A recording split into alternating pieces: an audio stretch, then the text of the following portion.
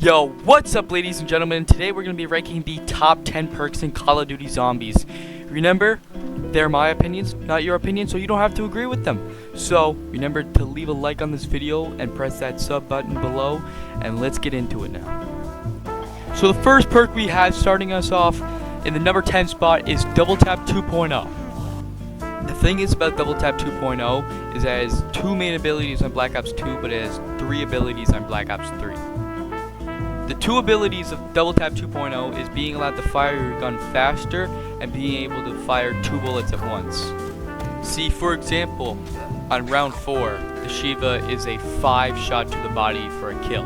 But whenever you get Double Tap 2.0, it becomes a 3 shot to the body on round 4. All in all, Double Tap is a decent perk, but there are other perks I would rather put in my perk slot, such as Stamina or Speed Cola, because whenever you get to those higher rounds, you're pretty much only using stuff like the Thunder Gun and the Apocalypse Servants. Coming in our number 9 spot is Mule Kick.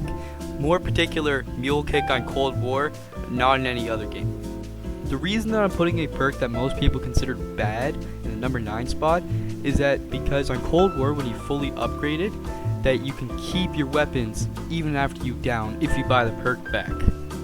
The thing is though, is that if you don't have Mule Kick fully upgraded, then it pretty much is a piece of dog shit to have, since your third weapon can have AATs, triple pack punch, and even legendary or epic rarity, which to try to get that back as your third weapon would suck. As long as you have Mule Kick fully upgraded, there's no reason not to grab it since there's no perk limit, and it's always nice to have a third weapon, and especially nice if you don't lose it. That's why I put it in the number 9 spot. Coming in the 8th spot is Elemental Pop. The thing is about Elemental Pop is that it's the only newly added perk in Cold War.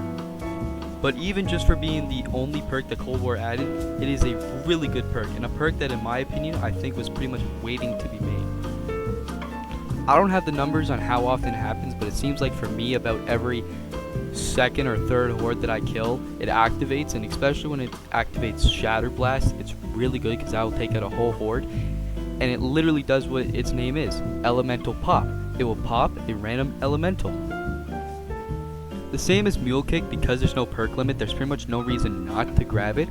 But the only time that I wouldn't grab it is when I'm grinding out the camos, because I'm not sure if that really affects the camos.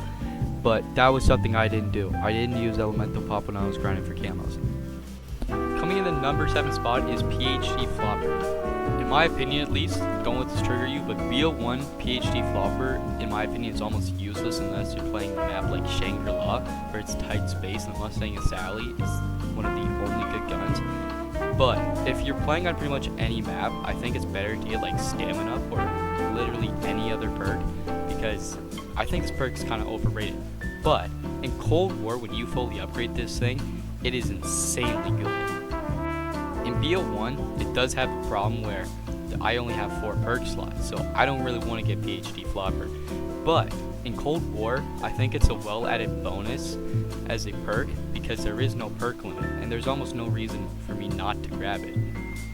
Coming in my number 6 spot is Electric Cherry.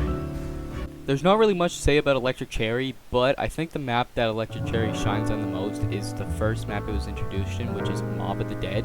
Since there is no quick revive and who the hell would grab Deadshot, Electric Cherry is a perfect perk to grab, especially when you're put into a corner and you need to use the Vitrolic Withering. Holy shit, I butchered the name so bad. Vitrolican Withering. Yeah, but basically a Vitrolic Withering. Whenever you get into a corner with that thing and you're shooting the thing, sometimes the monkeys don't, not monkeys, shit. Sometimes the zombies don't exactly go away the moment I shoot my gun, so Electric Cherry does help stun them for a second. So coming in at the number 5 spot is Speed Cola. I mean, it's a pretty basic perk. Reload faster, rebuild barriers faster. It's all around a pretty damn good perk, but especially good from World at War to BO2, where it was crazy good, and especially in Black Ops 3, where you had the fast mags and you would reload in a damn instant.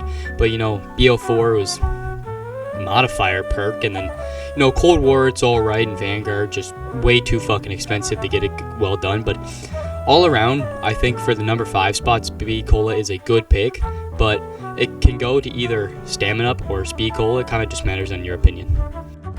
So coming in the number 4 spot is Stamina Up. And I mean, even though the perk is only running faster, it has so many instances where it is a crutch perk, especially in Origins with the mud, because the mud will slow you down a lot and you're pretty much screwed if you don't have it.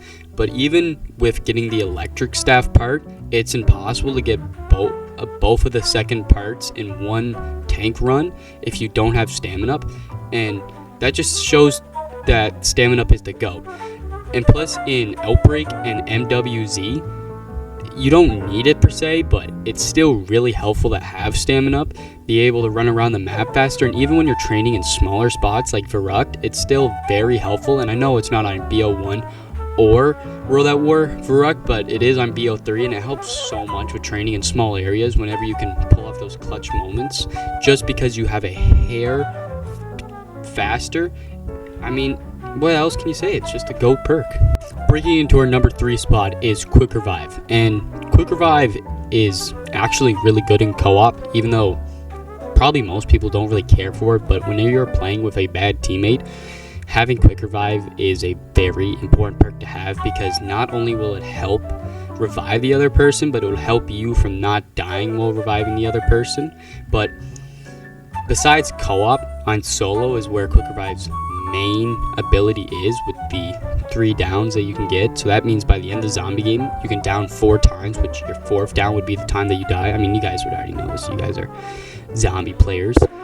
But I think the reason that Quick Revive isn't any higher in the number 1 or number 2 spot, because some people might rank it number 1 because it allows you to give you another chance, but in my opinion, it's not particularly a good perk. It just gives you another chance. So I would rather have a perk like Jug, where it actually stops you from dying, than giving you another chance, because I kind of like playing Flawless, where you only have one chance and there's no Quick Revive, because sometimes it feels like you just don't want to play Quick Revive. You just want to go into a match of zombies and have a quick, 45 hour long, round 30 to 50.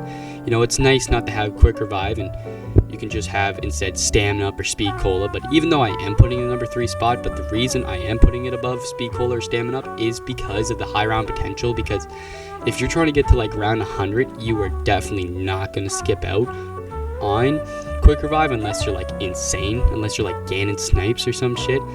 But another weird thing about Quick Revive is that it also has a 3rd iteration of it. So obviously the first one, World at War, was the reviving faster, and then in BO1 we got the extra self revives. But in Black Ops 4 you already had self revive. So what did Quick Revive do then? Obviously it still did the reviving teammates fast thing, but what it allows you to do is heal yourself faster.